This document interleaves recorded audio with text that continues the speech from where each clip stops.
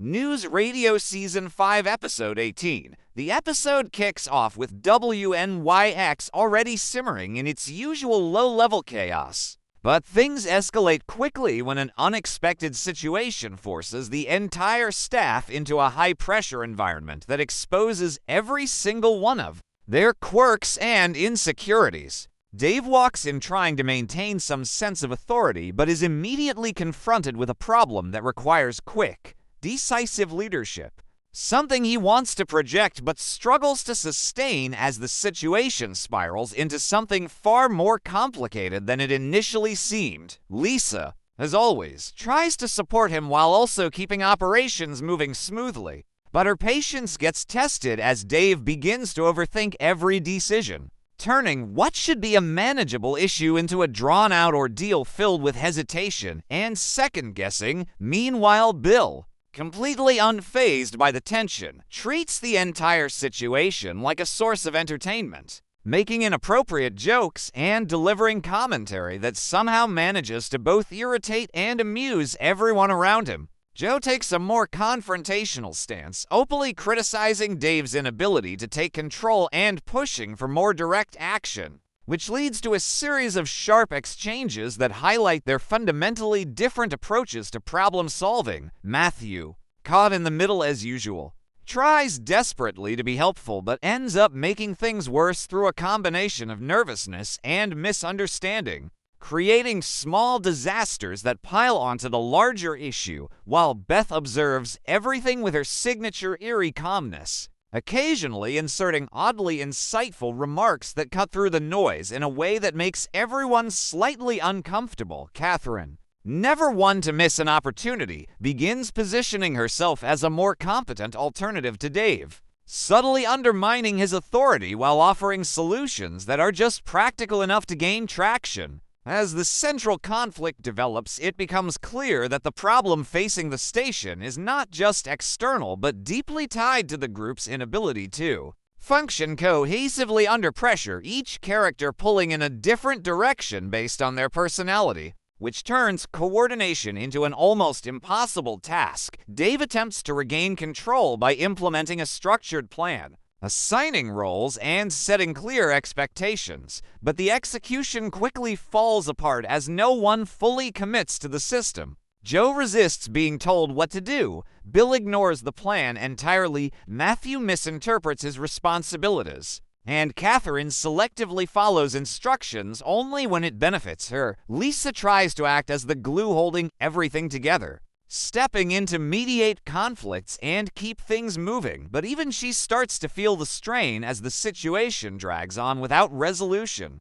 The humor builds through escalating misunderstandings and rapid-fire dialogue, with each character's attempts to fix the problem only making it more complicated, creating a layered chaos that feels both ridiculous and oddly believable. Jimmy eventually enters the picture with his own completely off-the-wall perspective, offering solutions that range from wildly impractical to outright nonsensical. Yet somehow his confidence in these ideas adds another layer of confusion because no one can quite tell if he's joking or genuinely believes them. His presence shifts the dynamic further, as Dave tries to align with him to maintain authority while others either humor him or openly question his logic, leading to even more fragmentation within the group. As the episode progresses, the tension reaches a peak where it seems like everything is about to completely fall apart, with overlapping conflicts, failed plans, and mounting frustration creating a sense of impending disaster.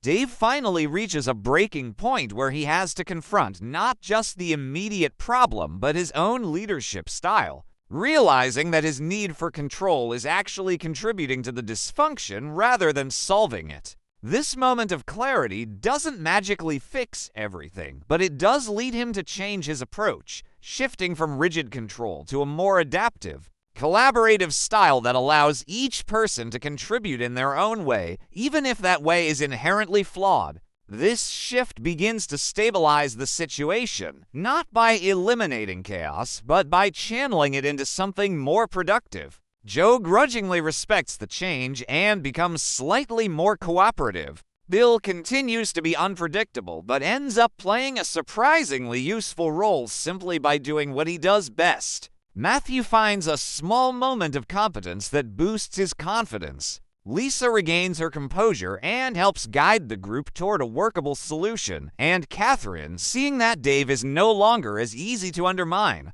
adjusts her strategy and supports the outcome in a way that still preserves her sense of superiority. The resolution comes together in a way that feels earned rather than forced, with the problem being addressed not through perfect execution, but through a messy combination of effort, compromise, and sheer luck. The final moments of the episode reinforce the idea that WNYX's strength lies in its dysfunction, that the very traits that make the team difficult to manage are also what allow them to adapt and survive in unpredictable situations. And as things settle back into their usual rhythm, there's a sense that nothing has fundamentally changed, yet something has been learned, even if that lesson will likely be forgotten the next time chaos inevitably returns. The episode ends on a comedic note that encapsulates this balance, leaving the audience with the familiar feeling that while the characters may never fully get their act together,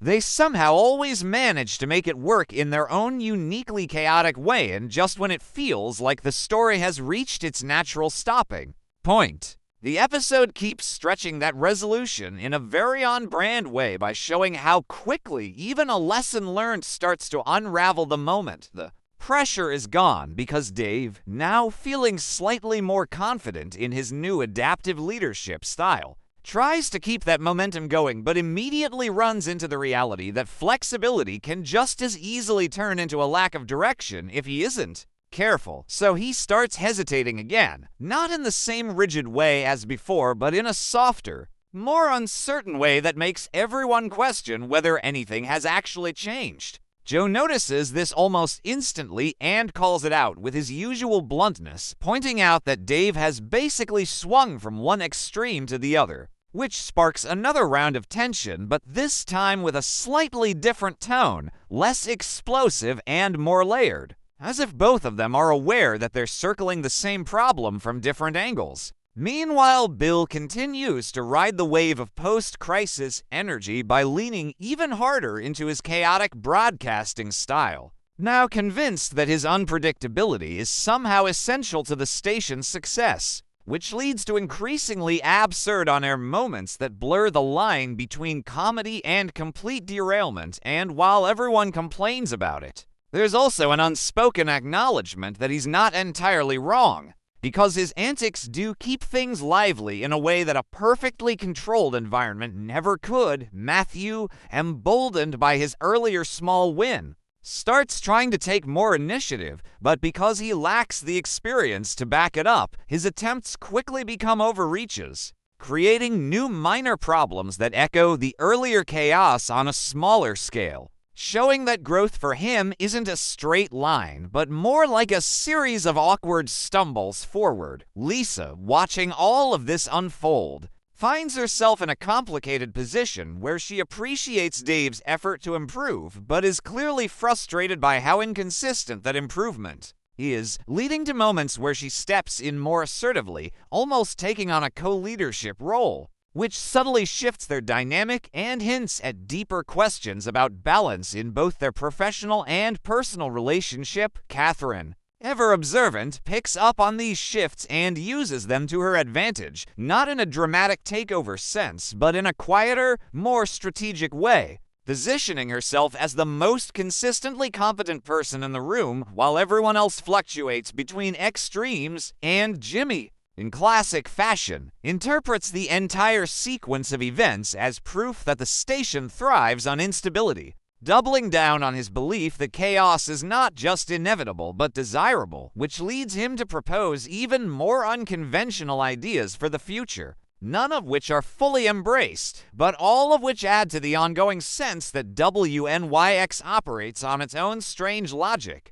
As the episode continues to wind down, it becomes less about resolving a central conflict and more about observing how each character processes what just happened with small interactions and throwaway lines reinforcing the themes of control, adaptation, and the illusion of progress. Dave tries one last time to articulate what he's learned, but his explanation comes out slightly muddled, reflecting the complexity of the situation and the fact that there isn't a clean, simple takeaway. Joe responds with a mix of skepticism and reluctant respect. Bill makes a joke that undercuts the seriousness of the moment. Matthew misinterprets the conversation in a way that's both frustrating and endearing. Lisa offers a more grounded perspective that helps anchor the discussion, and Catherine delivers a final, cutting remark that neatly summarizes the entire experience in a way that's both accurate and slightly brutal.